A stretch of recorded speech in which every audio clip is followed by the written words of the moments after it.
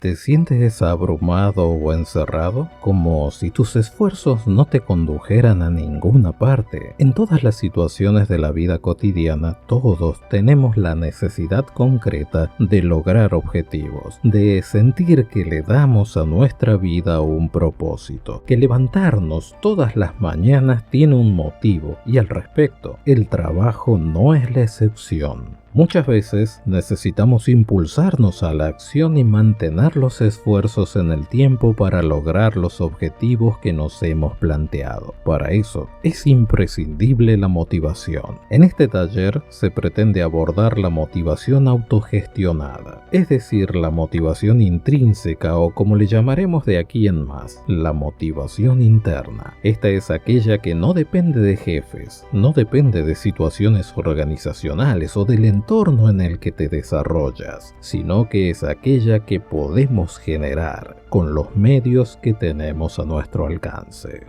Desde ya aclaramos que es importante tomar el toro por las astas en tu ámbito laboral. Debes empoderarte frente a los diferentes escenarios que enfrentes en tu vida. Por ello, veremos algunos enfoques que te ayudarán a dominar tu situación y sacar lo mejor de ellas. Estas características son la resiliencia, la inteligencia emocional, la asertividad y la comunicación efectiva, entre otros. Como tú eres el actor principal de tu vida, o deberías serlo, este taller te ayudará a ocupar ese lugar, pues tú eres el generador de los cambios que quieres ver en tu entorno. Por ello, te ayudaremos a identificar situaciones que generan disconformidad en la vida de las personas y a comprender el impacto a largo plazo de mantener estados de ánimo negativos. Y por supuesto, te brindaremos las herramientas que posibiliten caminos de solución. En esta primera parte veremos qué es la motivación y cómo se ve afectada por el estrés laboral. Pero vamos con la primera definición. Entonces, ¿qué es la motivación? Bueno, esto es un fenómeno que nos impulsa a realizar diferentes acciones. Está íntimamente relacionado con el ambiente en el que se desarrolla un individuo, también con su personalidad y sus necesidades concretas. Es decir, cada persona se moviliza de diferente manera frente a un mismo estímulo.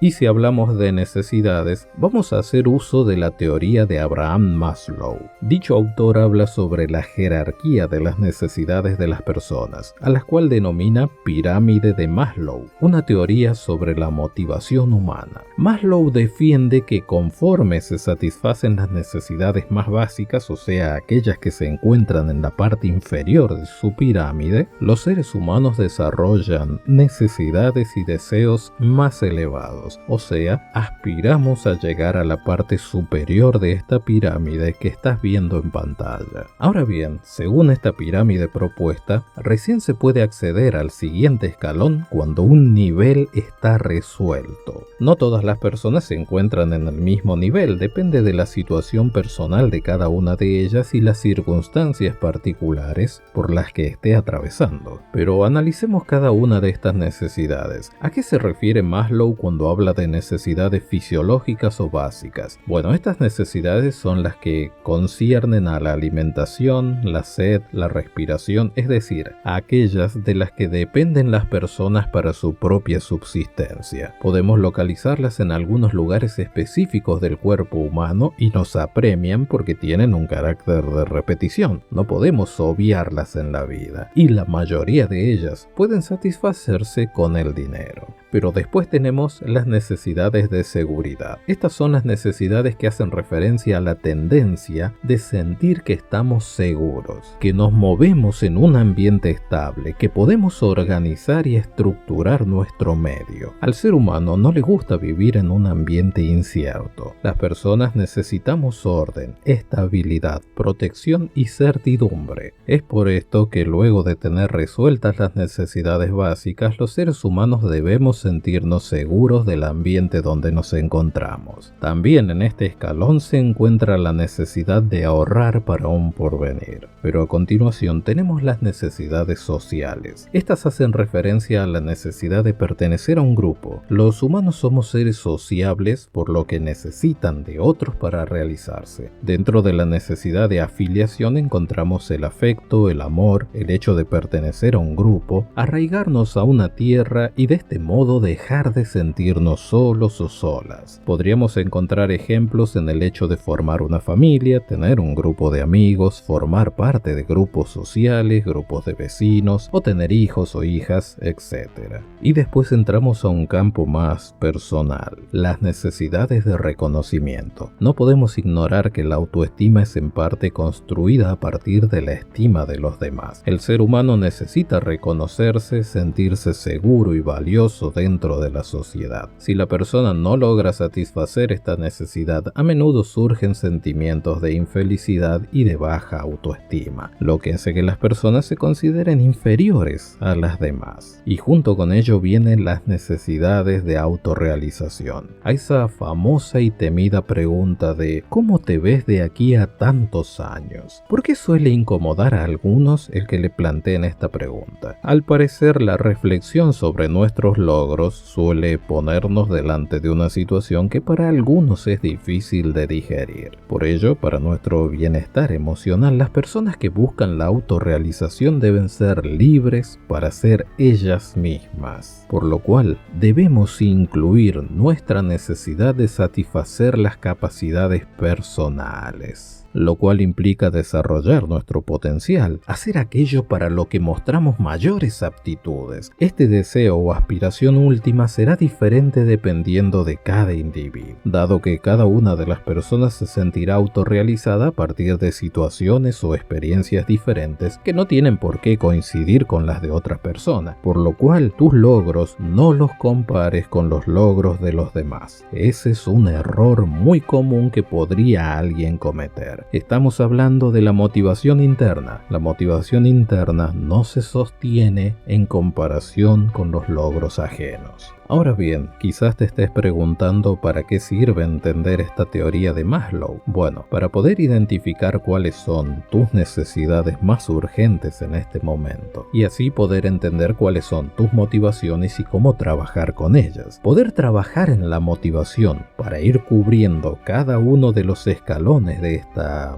pirámide nos ayudará a ir avanzando hasta alcanzar la autorrealización en los diferentes ámbitos en los que nos movemos. Es importante destacar que esta pirámide se puede aplicar en todos los ámbitos de la vida, por ende también en nuestro nivel laboral. Cada persona puede analizar en qué lugar se encuentra y a dónde quiere llegar. Esas son las dos preguntas más importantes que debes responder. Ahora bien, ¿por qué motivarnos con el uso de la inteligencia emocional? Entendemos que las emociones determinan la manera en que actuamos. Por ejemplo, un gran autor, Antonio Damasio, dijo que las emociones son programas complejos de acciones, en amplia medida automáticos, confeccionados por la evolución del ser humano, por lo cual la motivación hace referencia a la razón por la que actuamos. Por eso creemos que cuando estamos disconformes con una situación, tenemos la posibilidad de motivarnos a través del control de nuestras emociones, modificando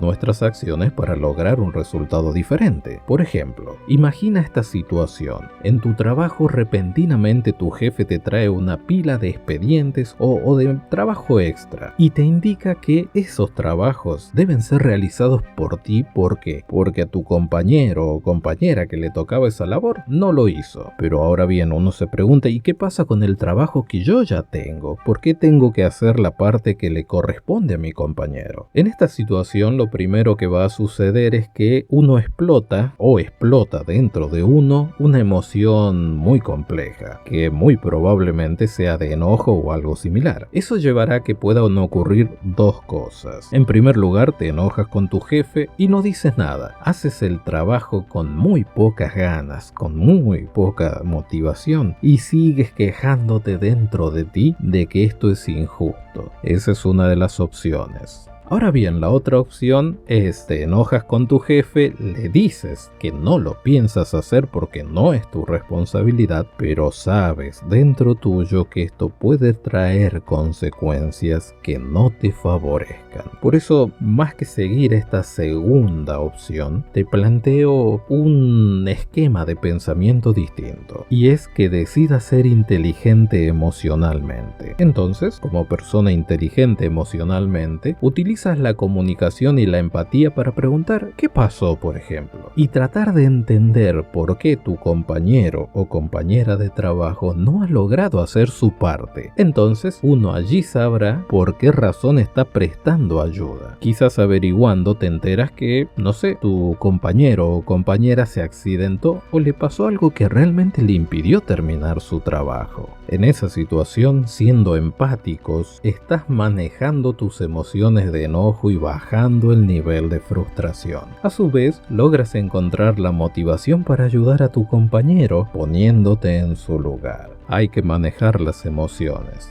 De hecho, el doctor Daniel López Rossetti supo decir en una ocasión: no somos racionales, somos seres emocionales que razonan. Totalmente opuesto a lo que ha sido postulado científicamente desde los comienzos de las ciencias sociales. Por ello, con esta perspectiva en mente, podemos decir que las emociones son lo que nos hace humanos. Son un pilar fundamental de nuestro comportamiento en todos los ámbitos en los que nos movemos: familia, amigos y trabajo. Entonces, ¿vale la pena controlar las emociones? Por lo que acabamos de ver, es importante utilizar la inteligencia emocional. ¿Por qué? Porque si le damos rienda suelta a la frustración, lo más probable es que terminemos con la poca motivación que nos quede. Entonces, ya que hemos entrado al campo de la motivación laboral, ¿de qué hablamos cuando nos referimos a motivación laboral? Bueno, dentro del ámbito laboral, cuando se habla de motivación, generalmente se habla de incentivos que una organización propone para impulsar a su personal hacia el logro de los objetivos. Por ejemplo, estos pueden ser el sueldo, los bonos o premios, los reconocimientos por desempeño, las vacaciones, etcétera, etcétera. A su vez, esta motivación está relacionada, lamentablemente, a factores de contexto que a veces, y la mayoría de las veces, escapan a tu control, como por ejemplo crisis organizacionales, situaciones particulares